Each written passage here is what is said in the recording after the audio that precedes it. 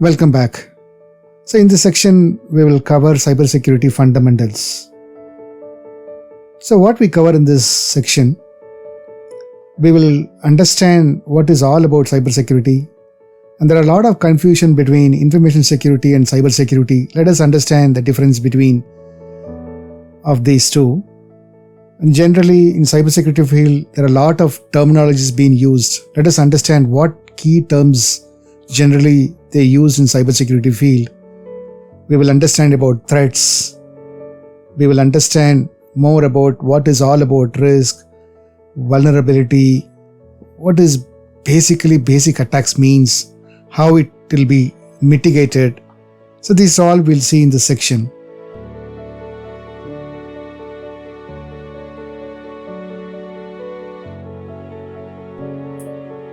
It will be good that if we can understand the general security before we get into the cyber security. So what is all about normal security? Normal security, we will be trying to protect any valuable items that we consider as valuable. Let it be in a money, let it be in a jewelry, let it be our children. So whichever we consider as a valuable for our life, we will be trying to protect all those valuable items against of strangers, against of criminals or thief or anyone. So to map against general security within a cyber security, let us take an example of the picture shown here is in a jewelry shop where we have a highly valuable jewelries are kept it in a safer lock or a safer cabinet, which will be locked by very highly rigid lock. In a typical business hours, the shops will generally close at later evening and it will be locked within a rigid lock, and then the key will be taken by either the owner of the shop or manager of the shop. And also there will be a security guard who will be monitoring 24/7, 365 days, along with an anti-theft alarm placed in the main door. So anybody who try to penetrate the door, this anti-theft alarm will trigger this alarm and then send a notification to either manager or the owner of the shop. So the purpose of this locks here is somehow we need to protect our valuable items, whatever we place inside the shop. So this is generally we call it as a security. So if we can try to map these general security against of the cyber security, we can take a very typical example you would have come across in your day-to-day life when you're just trying to go to any government office or any secure offices where there are a lot of security guard will be checking you thoroughly whether you have a permission or entitled to get into the office and visit anybody inside the office. This is a normal security procedure by any safe offices, or if you go to airport you will be checked thoroughly. This is all general security. Even for that matter, you will be trying to educate your children not to approach with any strangers. If some strangers are approaching your children, you will educate them not to talk with them or not to go along with them. Whatever they just give their children, not to accept anything from any strangers. So we are trying to educate our children to protect against of the strangers. And also in another way, if we can say, if you look at our country border, either side of the border, the respective country military people will monitor any attack against of us from the enemy. So in a cyber security world, we are trying to protect something which is valuable to us. Similar to general security, what we are trying to protect, like I said, whichever is valuable that we consider, we'll be trying to protect. And typically for in the country border, our military people are saving our country against of enemy. So in the cyber security, so what we are trying to protect against of whom? Generally in cyber security, we are trying to protect any valuable information. It can be our physical asset, it can be any data or information which is really valuable for us. Against of whom is in a cyber criminal. Cyber criminal can be also called as a hacker. So how do we protect from these cyber criminals or hackers? So there are many ways that we can protect our digital assets. Let it be our gadgets, be it a mobile phone or a tablet or anything, any devices, electronic devices which are connected in the internet is need to save against of the cyber criminals. Then the internet is a passage for the cyber criminals to get into your device or electronic gadgets or computers, networks to do any malicious activities. So to protect against of these malicious activities from these hackers or cyber criminals, similar to a military professional who are trying to save our country by protecting against of enemy's attack, and we have a professionals who try to protect our digital assets, digital information, and then gadgets, whichever you call it as valuable information to you. So these professionals are called cybersecurity professionals.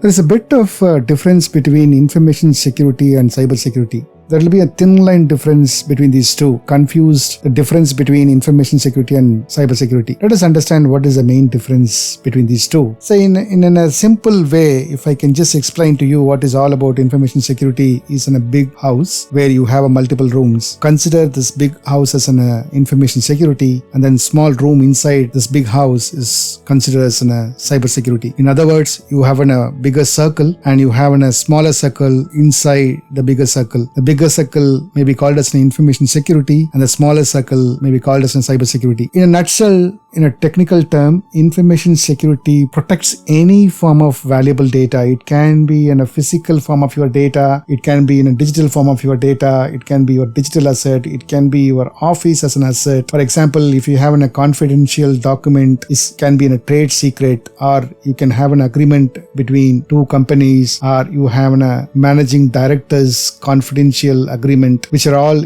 printed in a physical paper and put it in a hard file, put it in a cabinet. So these are all also considered as valuable information for your company, and it is your responsible to protect against of any unauthorized access or theft of these all physical data. And also you have computers inside your office, you have printers, you have many digital assets inside your offices. Imagine whatever the document I said earlier, you convert into a digital form, scan those documents and convert into a digital document, store it in your computer and put it in the password which ensures that unauthorized people cannot access those documents. So the computer which you stores this data is also an important asset for you. It has a value. The data which is you stored in the document or in the form of document also is valuable for you. So you need to protect both physical asset of that is your computer as well as the data which is stored inside your computer. Anything which is in digital form, when you try to protect those digital form,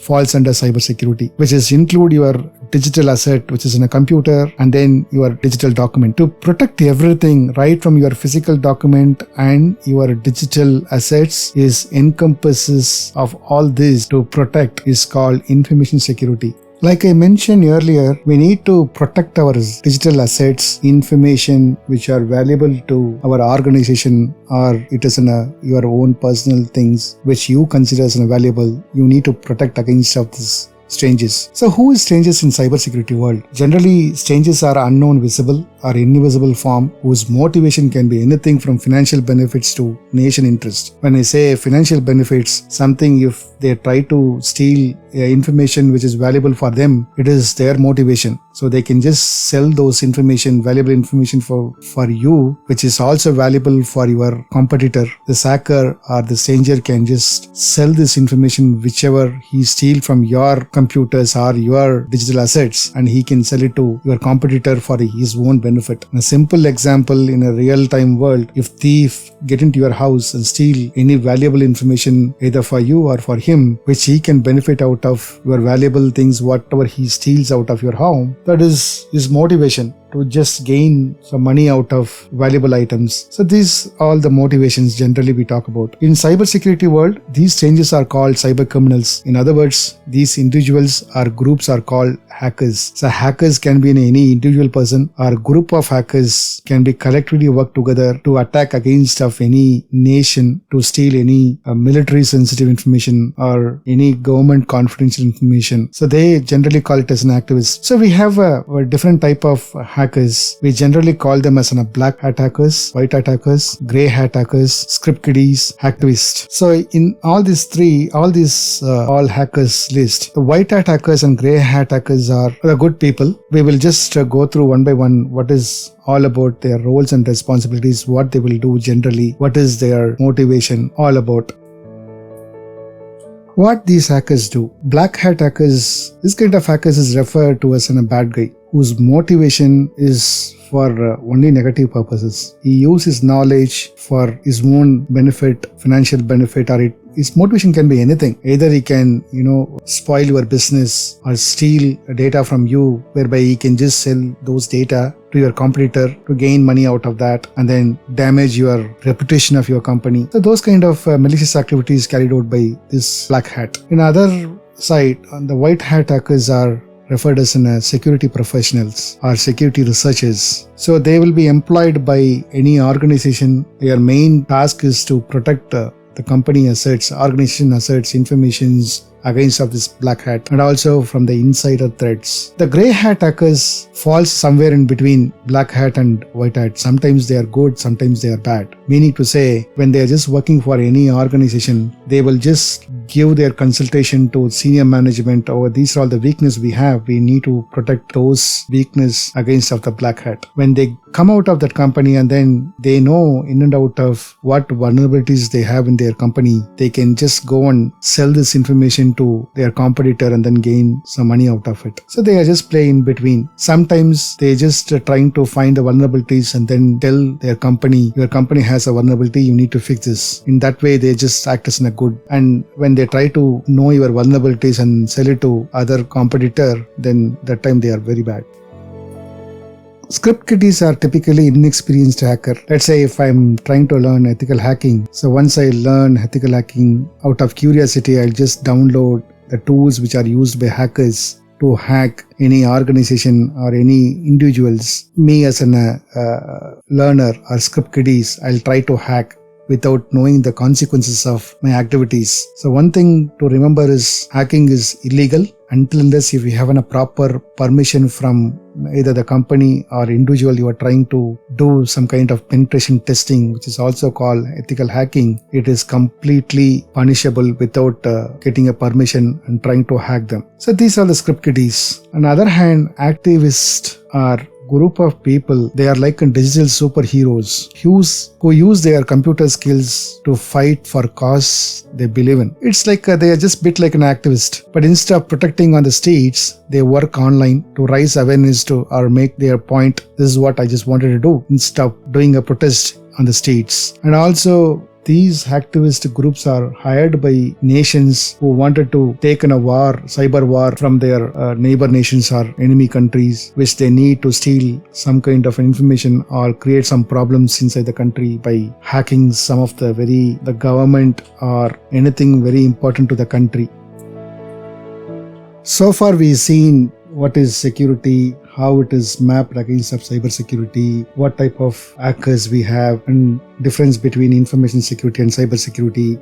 These are all we have seen so far. So now, before we get into the actual cybersecurity learnings, it is important to understand the terminologies used in cybersecurity. The first one is called as an asset. An asset is any data, device, or other component of the environment that supports information-related activities that should be protected from anyone beside the people that are allowed to view or manipulate the data or information. So it's very difficult to understand for now, but later on in the course we can have a complete example way of explaining what is all about assets, how we are trying to protect all these assets against of cyber criminals or hackers. Generally, these assets are servers, your computers, your documents, either it will be in a digital form or it's in a physical form. Firewall, we will talk about later what is all about firewall. CCTV, which we all know about what is CCTV. Routers, we will talk about routers. Web servers. So these are all generally called as an assets. The next most commonly used terminology is called vulnerability. What is vulnerability? Is basically a weakness or a flaw in a system if you talk about the cybersecurity world. In general term, vulnerability can be a weakness. For example, if I want to get some sensitive information from you and if you are vulnerable against ice creams, if I can just buy you an ice cream and it is easy for me to get sensitive information from you, that is called vulnerable. I'm just exploiting. Exploiting means I'm just using it for my own purpose. I'm just buying you an ice cream and get information whatever I want for my own purpose. That is called exploit. So another example, dumping tasks to employee using his weakness. If you are working in an office and then if your colleague knows that you are weak in something, that if he can just gain out of that weakness, he can dump all his work to you and then exploit your weakness against of your vulnerability. The next important terminology to understand is threat. Threat represents a possible danger to anyone or anything. Meaning if somebody is putting a gun on your head, it's a threat. Which one is a threat? If the somebody who doesn't have the gun, then if you have a strength to combat against of him, you can definitely escape from him. However, if he has a gun and point on your head, that is a gun is a threat. It can kill you and then you lose your life. The other one is like a thief with a knife. You can combat or fight with this thief to safeguard against thief. However, if you don't have any arms with you, however the thief has a knife is threat for you. In similar to these real-time threats, we have threats in cybersecurity world. A hacker and virus. Hacker can use his skills to penetrate your digital assets and then steal information. And if he can use virus as a weapon and penetrate into your network, deploy this virus into your computer, this virus can do all kind of malicious activity. So these are all called threat. So we will get into more details all about threats in a later section, so it will be easy for you to understand all about threat. For now, just you understand what is all about threat. Threat is anything which causes a danger to you or your digital assets. The next one is to understand risk. Risk is something that you can imagine if something has happened, then you will have some problem, some impact. In other words, is defined as an impact resulting from successful compromise of an asset in a cybersecurity world. Imagine if you carrying too many things in an order or in unorder, there is a possible risk that the things what you are carrying may fall down. That is a risk that you know that if I don't carry in an order way, it will be a risk for you to lose something or will fall down from your hand.